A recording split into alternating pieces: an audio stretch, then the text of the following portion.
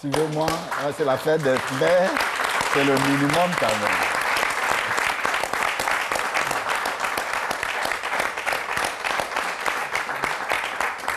Oui, effectivement, ce jour est un jour spécial, un jour pour honorer les mamans.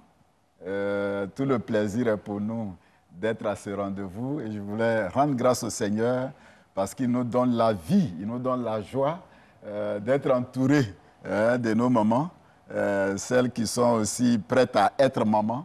Nous bénissons le Seigneur, que le Dieu Tout-Puissant soit avec vous. On va saluer toutes les mamans qui nous regardent en cet instant précis. On va lever les mains et puis on va les saluer. Toutes les mamans qui nous regardent à partir de leur petit écran, nous vous saluons, nous demandons que la grâce de Dieu soit avec vous. Aujourd'hui, l'Église a décidé de parler simplement du thème très important, Sarah, la foi qui ouvre à l'impossible postérité. Ouais. C'est un thème très éloquent. Tout le plaisir est pour nous d'être à ce rendez-vous avec le révérend pasteur Goka Mensan Koudjo, en charge de la communauté anglophone de l'Église méthodiste unique Côte d'Ivoire. On peut te saluer en anglais? Oui, si vous voulez. Ensuite, il est l'aumônier de l'Université méthodiste de Côte d'Ivoire. Bonne arrivée à vous. Merci, très cher frère. Avec vous, on va honorer les femmes tout à l'heure. Oui. L'honneur aussi est pour nous d'accueillir sur ce plateau Madame Bertine Bressou Begré, chef de service commercial de la Voie de l'Espérance, mariée, mère de 3 enfants. Bonne arrivée à vous. Merci, pasteur. Qu'est-ce que ça vous fait d'être à ce rendez-vous? Ah bon, je suis très heureuse d'être là, surtout que, comme vous le dites, on célèbre les mamans. Donc, c'est un honneur pour moi d'être sur ce plateau. Et je profite pour saluer toutes les téléspectatrices. D'accord, ok. On vous donnera l'occasion de les saluer, il n'y a pas de problème. D'accord. Nous sommes là aussi avec Meleg Elodie Odette. Elle est journaliste à la Voie de l'Espérance. Bonne arrivée aussi à vous. Merci, pasteur. Bonjour à tous nos téléspectatrices, téléspectateurs également, vous n'êtes pas exclus, et à tout le public dans ce studio ici. Alors, je suis également heureuse d'être sur ce plateau pour la fête des mères. Merci, elle est célibataire. Oui, sans enfants. Sans enfants, merci. Celle que nous voulons honorer, c'est notre maman, Alice Adouko, éducatrice d'internat à la retraite. Elle est mère de 4 enfants, 12 petits-enfants. 12 petits-enfants. C'est vraiment un honneur, un plaisir de l'accueillir sur ce plateau. On va la saluer avec beaucoup d'acclamations. Ouais.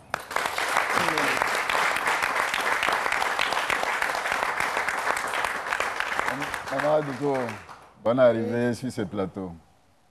Merci, pasteur. C'est un plaisir pour nous de vous accueillir sur ce plateau pour la première fois. Grande est ma joie aussi d'être parmi vous. Et je salue tout ce monde qui est là. Oui. Et tous ceux qui nous entendent. Vraiment, ça a été une surprise, mais notre Dieu, il est bon. Oui. Il fait grâce à qui il veut, quand il veut. C'est vrai. C'est pour cela que je vous dis merci pour cette invitation. Merci. Tout à l'heure, vous allez nous donner votre expérience de mère, surtout que vous avez été éducatrice. Comment vous avez géré les enfants? Il y avait les garçons et les jeunes filles. C'est cela? Oui. D'accord. Tout à l'heure, particulièrement les filles, spécialement les filles. Voilà. Et Dieu merci, vous avez eu au moins 4 enfants. Dieu vous a donné la grâce d'avoir 4 enfants. C'est un honneur, c'est vraiment un plaisir. 12 petits-enfants. Comment vous les gérez, tout cela? Certainement, vous allez nous aider à comprendre ceci. On va demander au révérend pasteur Beken, au révérend pasteur Mensan de nous conduire dans la prière. Nous prions le Seigneur. Au moment où, Seigneur, nous célébrons nos mères, celles qui portent la vie, celles qui sacrifient la vie afin d'en donner, celles qui sont assemblées à travers la terre entière pour être célébrées, nous prions, Seigneur, que tu viennes et que tu conduises toutes choses. Bénis nos mamans, bénis celles qui sont en train d'aspirer au mariage afin de devenir mères. Et glorifie ton nom, Seigneur, au cours de cette émission, t'en supplions. Au nom de Jésus, notre Seigneur et Sauveur. Amen. Amen. C'est un plaisir pour moi de vous accueillir à ma gauche. Je veux de façon particulière vous saluer et puis vous souhaiter bonne fête des mères. Que la grâce de Dieu soit sur votre vie. À ma droite, la même chose, les mêmes vœux. Nous demandons que le Seigneur puisse vous bénir abondamment. Pour l'occasion que vous nous offrez pour que nous puissions parler à toutes les sœurs, nous demandons que le Seigneur vous bénisse abondamment. L'Église a eu raison d'inclure cette fête dans son calendrier. Oui, absolument. Absolument, parce que, comme nous l'avons dit tantôt dans la prière, eh bien, ce sont nos mères, ce sont les femmes qui se meurent afin que nous ayons la vie, afin même que nous voyions le jour. Et donc, celle qui porte la vie et qui l'entretient, afin de pouvoir la faire apparaître, il faut la célébrer. Et c'est pour cela que l'Église, c'est Dieu avant l'Église, l'a fait et cela doit être honoré et célébré. Que la gloire soit à lui et que l'honneur soit à nos mères. Les mères, l'Église méthodiste a eu l'occasion d'intégrer cette fête dans sa liturgie ou dans son calendrier ecclésiastique. Qu'est-ce que ça vous fait? Je vais commencer par Mme Degré. Il est important d'honorer la mère. Comme le pasteur a eu à le dire, elle est la porteuse de vie. Elle est celle par qui l'être humain vient au monde. Et c'est elle qui donne aussi l'éducation à l'enfant. Donc, il est important pour l'Église de marquer une pause et de dire merci à cette maman. Merci pour ce qu'elle fait pour l'humanité, pour l'Église.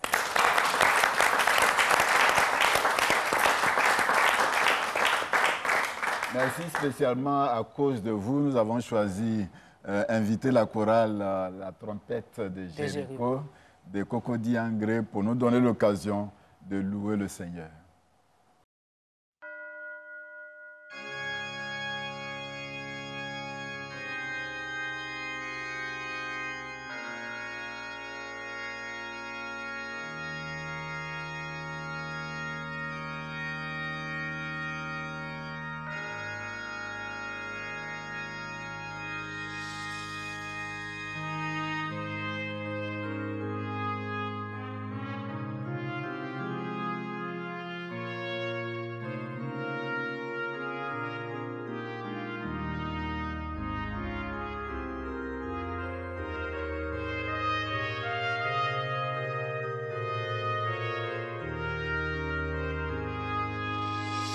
Sois heureux en Dieu, proclame sa bonté par de joyeuses louanges.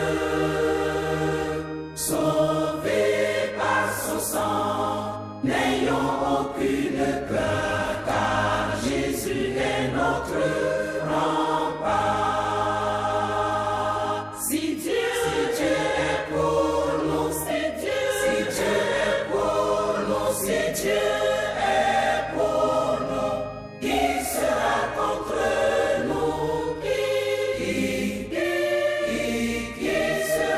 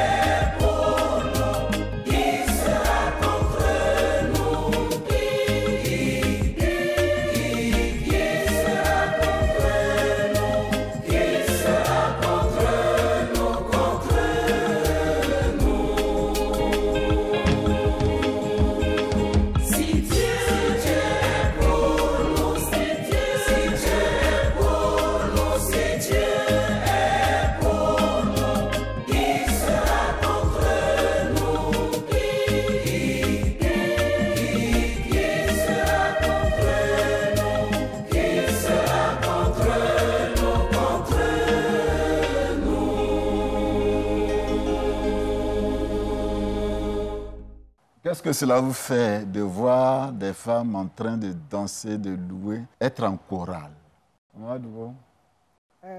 Vraiment, ça doit se faire. Ça doit se faire. Dieu sait pourquoi il a créé la femme. Même si nous le voyons parmi nous, lorsque nous allons dans nos églises, on ne peut pas compter les femmes. Alors que nous sommes tous chrétiens, hommes et femmes. C'est pour dire que la femme s'intéresse vraiment aux choses de Dieu. Quand il y a une association de femmes, elles ne baissent pas les bras. On ne force personne. Elles viennent parce qu'elles savent que c'est de par Dieu qu'elles vivent. Ça clame, hein, parce que les femmes, on ne leur demande pas pardon. Vous voulez réagir parce qu'on dit vous, on vous demande pardon avant de... Oh, oui, ça c'est juste. Hein. Quand on parlait, et lorsqu'on a un regard dans les Écritures, on se rend compte de l'importance des femmes. Je voudrais faire rapidement un clin d'œil à Déborah, qui était un leader charismatique en Israël. Et aussi à une autre que l'on ignore souvent, celle qui a tué ce roi qui faisait, enfin ce guerrier qui est Sisera, qui faisait trembler toute la terre. Elle s'appelait comment? Jaël. Elle s'appelait Jaël. Vous voyez, des plus puissantes en vue et des plus discrètes, eh bien, elles sont puissantes à l'œuvre. Et c'est pourquoi il faut les célébrer. On va venir à l'origine un peu de cette fête. Tout à fait. Merci, révérend. Alors, c'est vrai que ce dimanche 29 mai 2022, nous nous attelons à célébrer la fête des mères. Mais pourquoi célèbre-t-on les mamans et d'où vient cette tradition? L'origine de la fête des mères. La célébration des mères remonte à la Grèce antique. Tous les Grecs vénéraient la déesse Rhea ou Cybèle, la mère des dieux. Et nous vous transportons aux USA, aux États-Unis. En 1907, c'est aux États-Unis que la fête des mères fait ses premiers pas. Anna M. Jarvis, jeune activiste issue d'une famille très nombreuse, lance une campagne dédiée aux mères en hommage à sa maman, Anne Rivers Jarvis, le 2e dimanche de mai, qui est décédée 2 ans plus tôt. Sa mère était une fervente défenseuse des femmes et particulièrement des mamans. Et le gouvernement américain approuvera le test en 1914. Et du côté de la France, en 1806, l'idée d'une journée pour les mères est évoquée par Napoléon, mais reste sans suite. Le Mother's Day débarque en France en 1918 avec les soldats américains engagés dans le combat pendant la Première Guerre mondiale. La fête des mères est officialisée sous le régime de Vichy par le maréchal Pétain. Il souhaite relancer la natalité et cette fête ne concerne à l'époque que les mères de familles nombreuses. Il faudra attendre la loi du 24 mai 1950 avec le général de Gaulle pour que la fête des mères se démocratise et qu'elle prenne la forme qu'on lui connaît aujourd'hui. La fête des mères dans le monde. 71% de la planète célèbre la fête des mères en mai. En France, c'est le dernier dimanche du mois de mai, ou premier dimanche de juin si la Pentecôte tombe en même temps. Alors aux États-Unis, c'est le 2e dimanche du mois de mai. La Norvège fête les mères en février et l'Indonésie le 22 décembre. En Chine, les enfants ne sont tenus de la fêter que jusqu'à l'âge de 35 ans. Dans beaucoup de pays, les mamans sont fêtées cette année le 12 mai. C'est le cas notamment des États-Unis, de l'Angleterre, de l'Allemagne, de l'Australie ou de la Finlande. Il faudra attendre le dimanche 29 mai 2022 pour célébrer les mères en France comme en Suède, au Bénin, au Gabon ou en Haïti. Mais ce n'est que le 8 décembre que la fête des mères arrive au Panama, suivie de l'Indonésie le 22 décembre dernier, pays à célébrer les mamans. Elle célèbre sa mère. Quelle est la raison? Il faut qu'on sache la raison pour laquelle elle a voulu que sa mère soit célébrée. C'est ça qui est le plus important. C'est ce qui est le plus important, effectivement. Elle a célébré sa mère et c'est devenu une coutume parce que sa mère était une fervente défenseuse des femmes et particulièrement des mamans. Donc, elle s'était donnée pour objectif de pouvoir défendre les femmes, de pouvoir défendre les mamans. Et certainement, il y avait une raison. Pourquoi? Peut-être que les mamans étaient un peu délaissées ou bien on n'arrivait pas à leur donner la place qu'il fallait. Donc, il fallait une femme. Parce que je ne dirais pas un homme, il fallait une femme pour amener toute l'humanité à prendre conscience de cela et pouvoir honorer la femme comme il se doit. Oui. Alors, ce que moi je veux juste ajouter, c'est que quand on parle de l'histoire de cette héroïne, on ne fait pas mention du père. Or, à l'époque, aux États-Unis, les mamans étaient en même temps maman et puis en même temps papa. Parce que c'est très souvent que les hommes mettent les femmes enceintes et puis ils disparaissent. Et c'était un peu l'histoire de cette femme. Elle a eu des enfants, mais l'homme n'est pas resté. Alors, surtout que les enfants étaient nombreux, il fallait donc se débrouiller, lutter pour trouver les moyens pour prendre soin des enfants, éduquer les enfants, nourrir les enfants, laver, habiller, les mettre à l'école. Et donc, dans ce telant, il lui fallait... elle est devenue comme un symbole de défense pour les femmes qui étaient dans cette situation. Voilà, dans cette situation, qui avaient également le même statut qu'elle. Donc, voilà un peu la raison pour laquelle la lutte, je vais dire, s'est intensifiée. Certainement, ça arrivait aux oreilles des autorités. Et donc, ils ont pris l'affaire pour eux parce qu'une femme qui se bat pour nourrir ses enfants, mettre à changer le statut ou le niveau de ses enfants, c'est quand même honorable. Voilà. Je pensais que vous ajouter quelque chose. Oui. On ne vous voyait pas. Oui, elle a même dit, bon, je ne dirais pas qu'elle nous agresse quelque peu, disant que nous les mettons enceintes et puis nous disparaissons. Mais je voudrais dire que c'est juste, hein, parce que là, c'est par expérience qu'elle parle. Mais je voudrais dire qu'avant Anna, il y avait une activiste américaine, donc la chose est plus ancienne en fait. Parce que déjà, en 1870, cette activiste a lancé, n'est-ce pas, la journée de la mère. Et où elle a invité toutes les mamans à s'unir. Elle s'appelle Julia. Julia, oui, Julia Howe. À pouvoir... donc, c'est elle qui a initié. Donc, c'est l'aspect international que notre sœur vient d'exposer. Ça a pris une allure internationale et c'est en ce moment que Anna est intervenue. Sinon, c'est beaucoup plus ancien où Julia Ward Howe avait, dès 1870, essayé déjà de lancer la chose, d'initier la chose, afin que les femmes obtiennent la paix. Parce qu'il leur fallait la paix. Et elles étaient très activistes aux États-Unis. C'est ce que je voudrais ajouter. Merci bien. Tout à l'heure, c'était ma maman Adukova nous dit, parce que élever des enfants, ce n'est pas aussi facile. Hein. Ce n'est pas facile. Éduquer les enfants, ce n'est pas facile.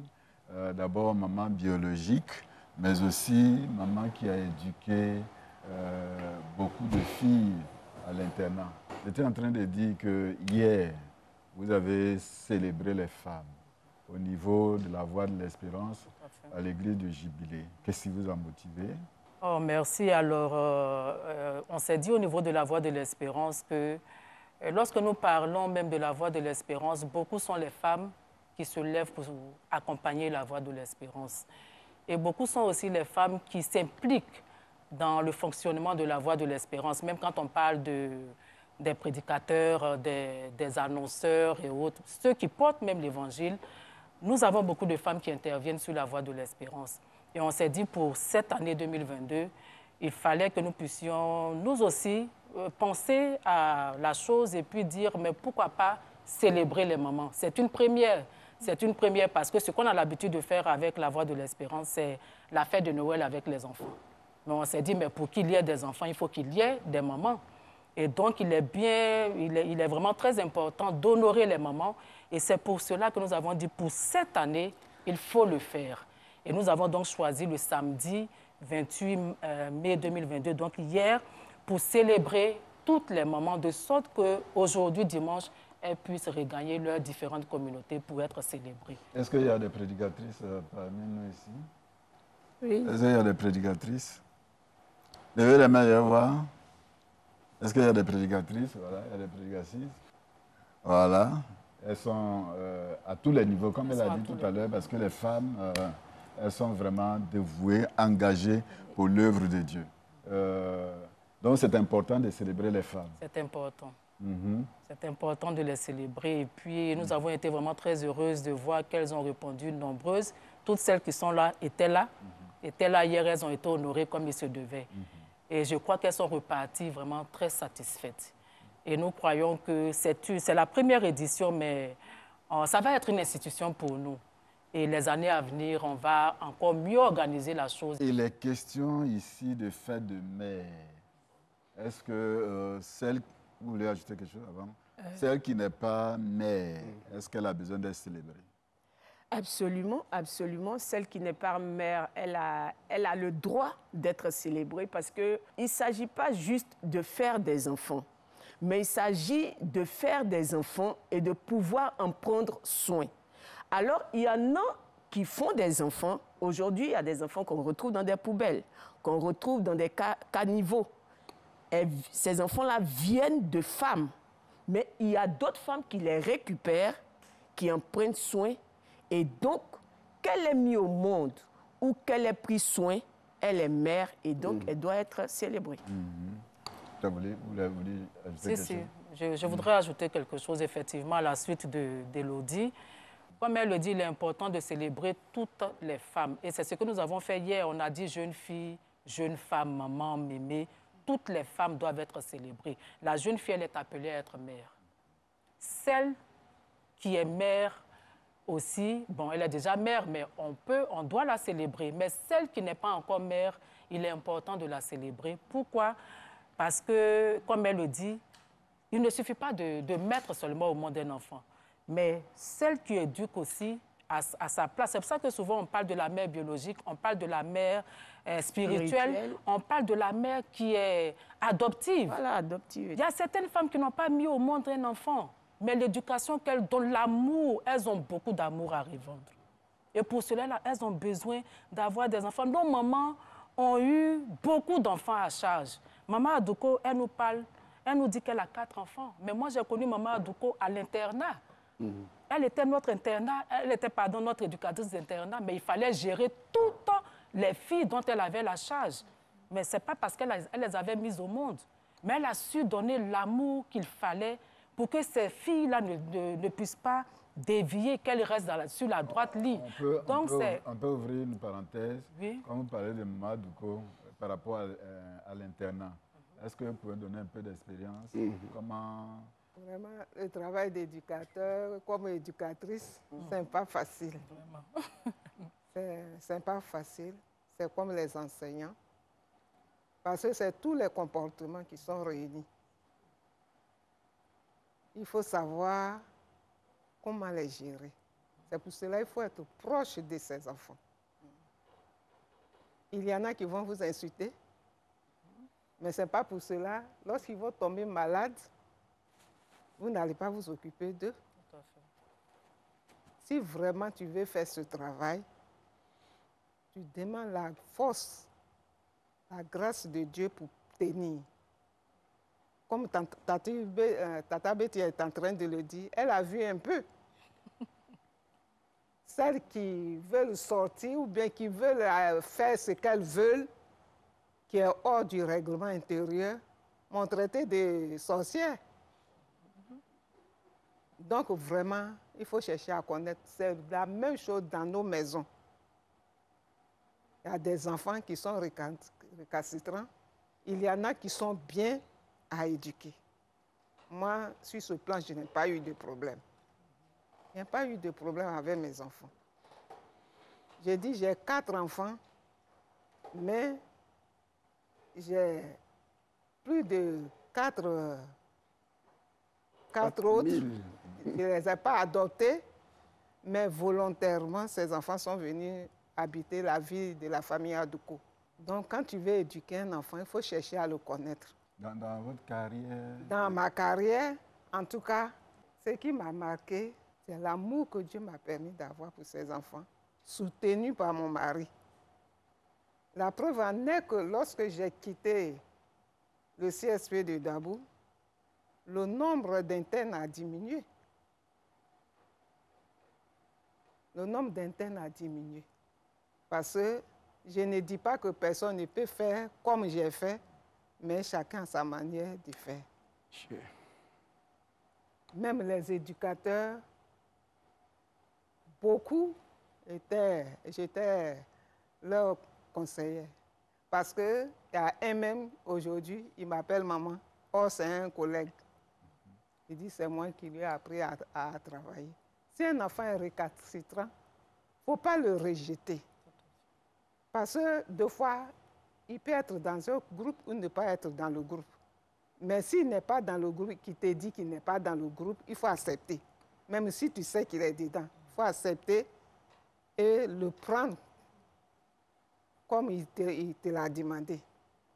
Et au fil du temps, tu vas voir que cet enfant, puisque tu as cru en lui, même dans sa faute, il va changer.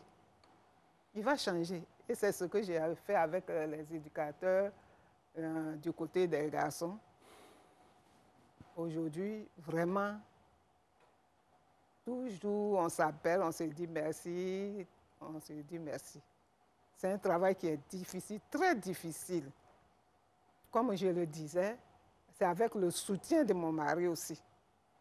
On parle des femmes, mais si tu as un mari qui te comprend dans ton travail, tu réussis dans ce travail. Les week-ends, à minuit, c'est lui qui me réveille même pour aller refaire le contrôle. Parce que c'est à ces heures-là que les élèves sortent. Alors, je voudrais...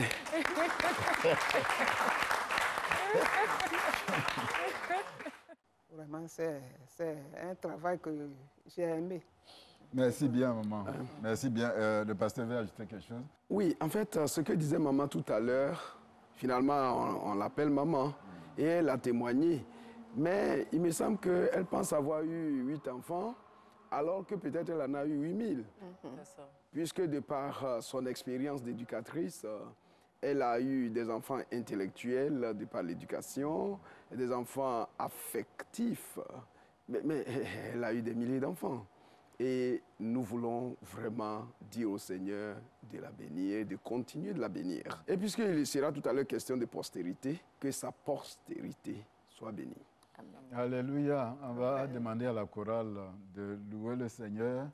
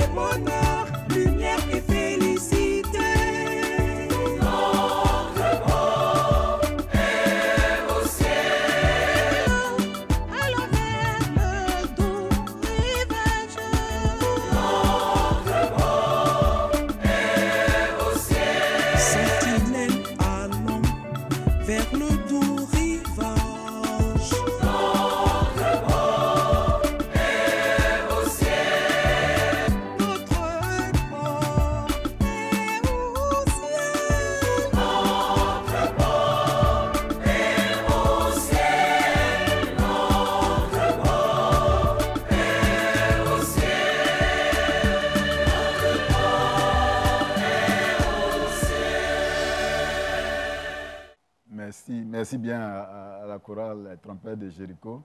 La question s'adresse à Mme Begré. D'accord. Qui doit célébrer la mère? Le premier concerné par cette célébration, c'est l'enfant, bien sûr. L'enfant doit célébrer la mère. Et je pourrais dire, c'est l'occasion pour l'enfant de dire à sa maman combien il l'aime. Et souvent, l'enfant ne trouve pas les mots à la hauteur de l'admiration qu'il lui porte, surtout quand il est enfant.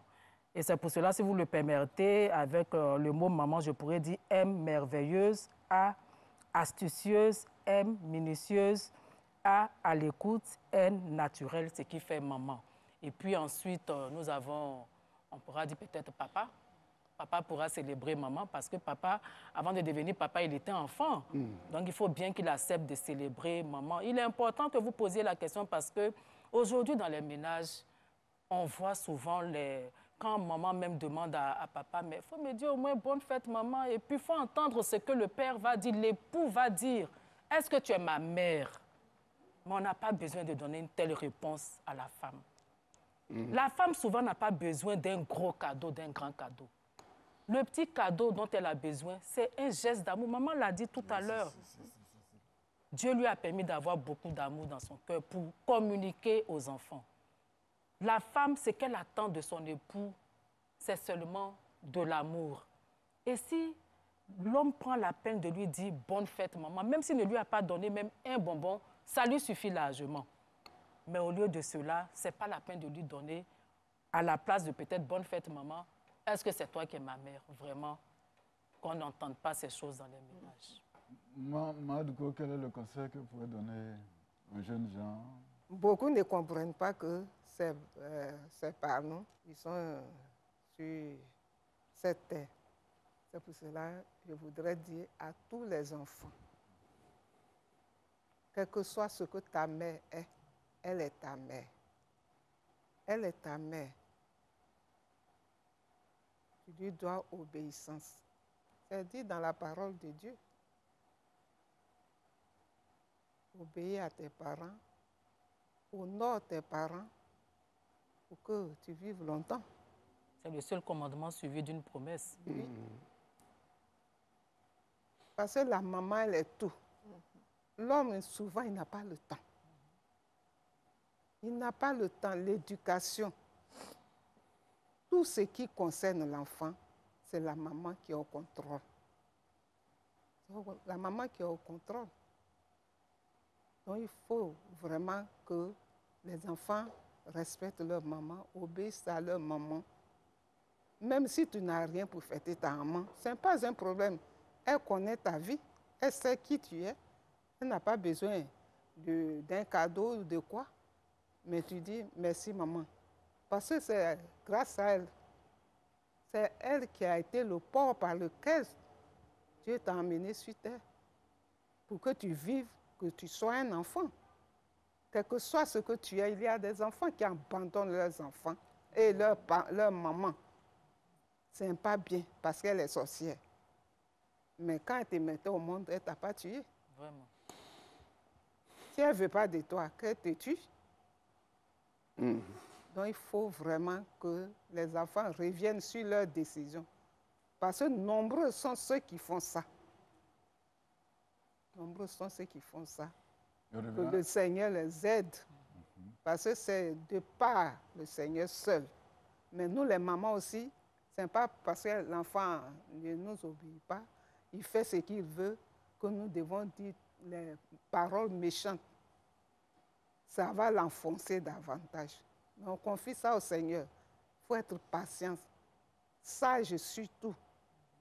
Et l'enfant, Dieu va t'aider. Il va t'aider à l'aider pour revenir dans de bons sentiments. Nous avons eu raison de vous inviter sur ce plateau. Ah oui, vous avez raison. Vous représentez et l'Église et le Père. Parce que tout à l'heure, Mme Begré disait qu'il y a des femmes qui sont brimées dans leur foyer simplement parce qu'on ne peut pas leur dire « je t'aime ». Oui. En fait, je commence à présenter des excuses à toutes les mamans à toutes les femmes au foyer Au nom de qui? qui sont brimées, au nom de tous les hommes. Vraiment. Non, ça, franchement, et je sais que beaucoup sont d'accord avec moi. C'est vrai. Et moi, j'appelle ma femme maman. Parce qu'elle est. Pour plusieurs raisons, dont deux. Ma mère n'est plus. Et même quand elle était, c'est elle qui faisait tout pour moi et qui est la plus proche de moi. C'est ma mère. Il faut les honorer. Il faut les honorer. Et il faut absolument les honorer. Et l'Église? L'Église, regardez, l'Église elle-même est le symbole de la mère, de la femme, l'épouse. Et donc, c'est déjà l'honneur porté par l'Église à la femme. Et je pense que c'est déjà suffisant. Merci. Je vais interroger quelqu'un, si vous voulez, partager une petite expérience avec nous, de part et d'autre, et puis on va passer à l'exhortation de ce jour. Oui, Mme Monin. Oui, vous avez déjà le micro, allez-y. Pour abonder dans le même sens que la maman, dans l'Ancien Testament, le 5e des 10 commandements nous demande d'honorer nos parents. Et parler de parents, c'est le père et la mère. Et c'est la mère qui est au contrôle de tout. Donc moi, je pense qu'il est primordial d'honorer la mère. Et ce que moi, je ressens en tant que mère, c'est le pouvoir magnifique que le Seigneur nous donne d'être mère. Qu'on est enfant ou qu'on est enfanté ou pas, mais on a ce pouvoir. Parce que lorsqu'on se promène, on voit l'enfant de quelqu'un en danger, on ne reste pas sans rien faire. On va au secours de cet enfant. Donc, c'est ce que moi, Merci. je voulais apporter. Merci. Encore une fois de plus, il faut l'encourager. Ici, quelqu'un a quelque chose à dire. Bon, elle tient le micro. Madame Bakafou. Oui, je voudrais dire qu'il est important, il est normal de célébrer la mère. On n'a pas forcément besoin d'avoir un enfant. Dans le milieu éducatif où nous sommes, même les petites filles, quand elles sont ensemble avec leurs amis garçons, elles jouent souvent la maman. Vous allez voir une petite fille, une jeune fille, bien une enfant du primaire qui va vouloir prendre soin des autres enfants ou bien de ses amis parce qu'elle est femme. C'est un instinct, ça est en la femme. Donc, qu'on ait eu un enfant ou bien qu'on n'ait pas eu d'enfant, la femme a besoin d'être honorée à ce niveau. Et je voudrais rebondir sur la dernière question que le pasteur a posée en disant qui doit honorer la femme. Et les hommes souvent le disent, on a déjà dit, tu n'es pas ma mère, mais qu'est-ce que ta mère fait plus que ta femme? Vraiment. Bon, je ne vais pas rentrer dans certains détails. Ça s'applaudit. On est à la RTI, on ne peut pas dire des choses, mais qu'est-ce que ta mère fait plus que ta femme? Il est normal qu'un homme honore sa femme. C'est lui qui doit inculquer cela aux enfants. Donc, à tous les hommes qui disent à leur femme que tu n'es pas ma mère, je voudrais leur dire que ce n'est pas bien. Il faut bannir ce langage-là. Et quand le monsieur considère sa femme comme sa mère, il va voir qu'il sera en sécurité. Si ta femme n'est pas ta mère, tu seras en danger. Il faut que ta femme soit ta mère, il faut la prendre comme ta mère et ta vie sera sécurisée. Je voudrais ajouter cela. Merci. Je vais acclamer. Appeler quelqu'un. Ah bon, on va donner à la jeune maman. Merci, pasteur. Moi, je suis mère d'un garçon de 14 ans. Je vis seule avec lui. C'est pas du tout facile. Voilà, d'éduquer seul son enfant. Son père vit, il est là, mais il ne vit pas avec nous. Donc, moi, je vis avec lui. Donc, c'est pour dire que, étant femme, c'est pas facile de prendre en charge seul un enfant. Voilà, donc, les enfants doivent honorer leur maman. Les pères aussi doivent honorer leur femme ou leur conjointe. Voilà, donc c'est ce que j'aimerais dire. Merci. Est-ce qu'on peut Voilà, le temps court et il est contre nous. Il y a certainement un élément très important dans le test que nous allons regarder très rapidement. Et puis à la fin, nous allons honorer nos mamans. On l'a dit tantôt, le thème c'est Sarah, la foi qui ouvre à l'impossible postérité. Oui, c'est fondamentalement sur les textes d'Hébreux chapitre 11, verset 11, que ce thème-là est tiré. À partir de ce texte-là que c'est tiré.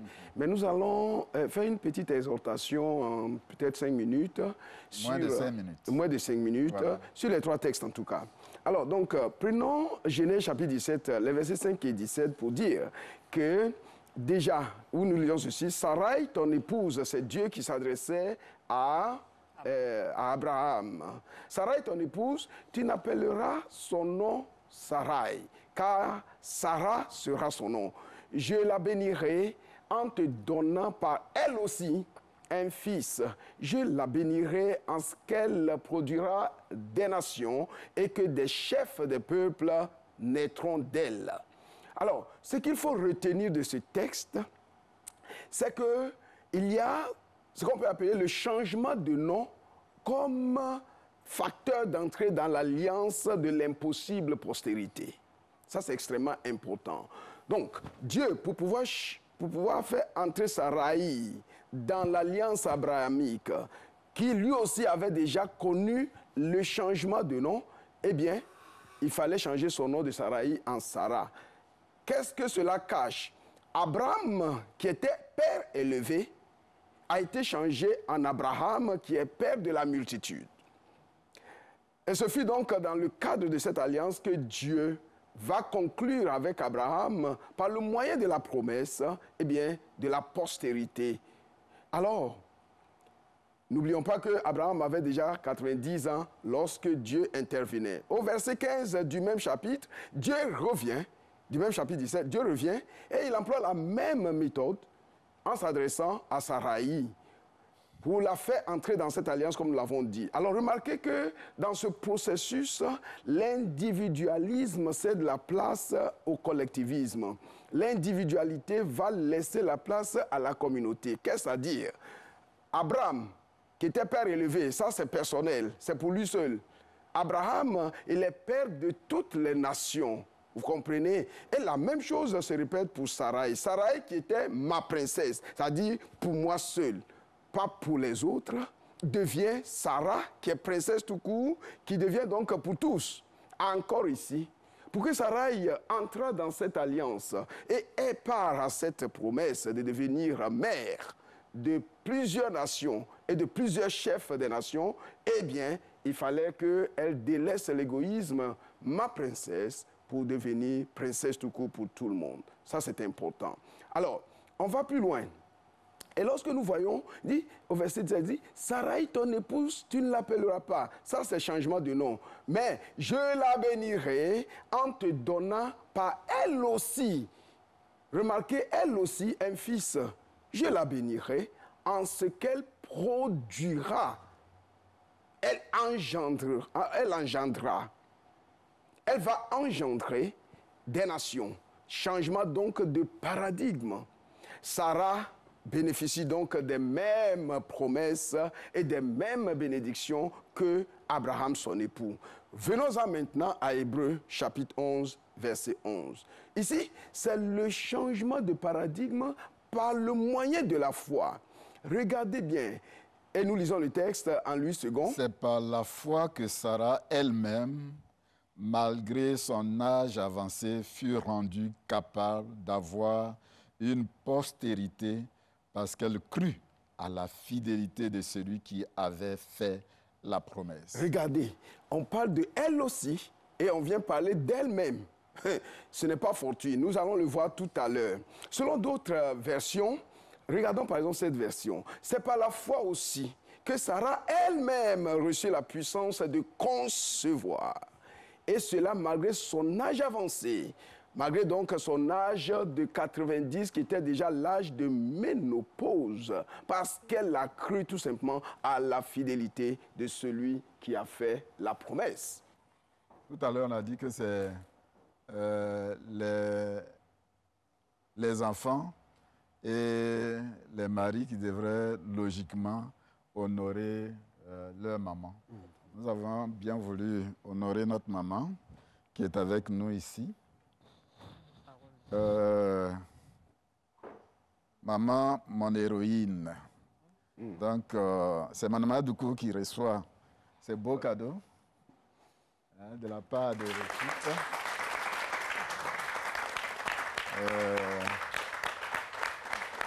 Nous deux, on va pouvoir honorer les mamans qui sont de l'autre côté d'abord avant de revenir ici. OK.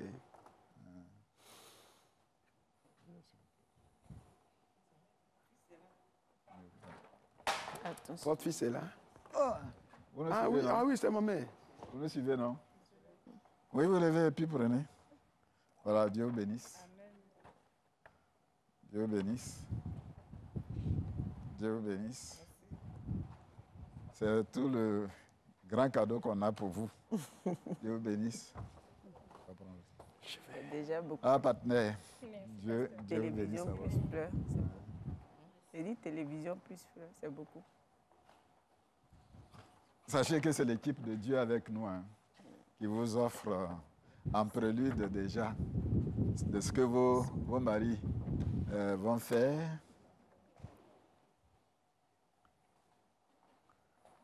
Et là. Vous n'êtes pas dedans. OK.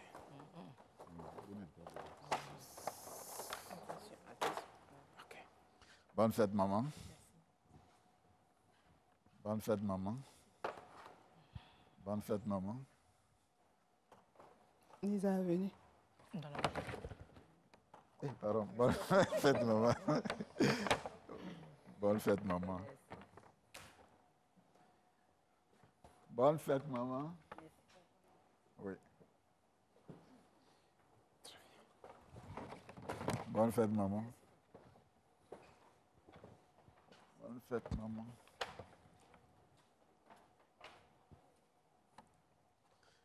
Bonne fête, maman. Bonne fête, maman. Ah là là. Comme elle a été avec nous sur ce plateau, on a bien voulu vous récompenser aussi. Merci, pasteur. Est-ce qu'on peut acclamer le Seigneur?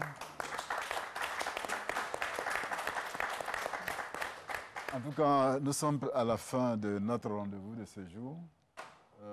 Demandez que la grâce de Dieu soit avec vous. En une minute, le pasteur va élever la voix parce que la conclusion nous donne de comprendre que par la foi, des choses extraordinaires peuvent venir. En une minute, le pasteur va le dire, mais déjà, je voudrais vous souhaiter bonne fête des mamans. Hein, que le Seigneur vous bénisse abondamment. Amen. Voilà, il va prier en une minute. Voilà. Nous prions le Seigneur. Notre Père et notre Dieu, tu nous as donné des mères. Il y en a qui sont restés sans fils, sans fille. Mais comme Sarah a eu la grâce de pouvoir saisir la foi, la puissance qui rend possible ce qui est impossible, Seigneur, donne à nos mères qui sont à l'écoute, donne à nos sœurs qui sont dans le désespoir de pouvoir se raffermir dans leur foi et rends-les fécondes, rends-les puissantes. Donne à chacune d'entre elles la postérité qui était impossible, que tu rends possible maintenant. Que la gloire soit à toi de ce que tu le fais. Au nom de Jésus, notre Seigneur et Sauveur. Amen. Amen. Sauf Maman Doukou qui s'assoit. Vous allez nous lever, on va terminer notre rendez-vous de ce jour.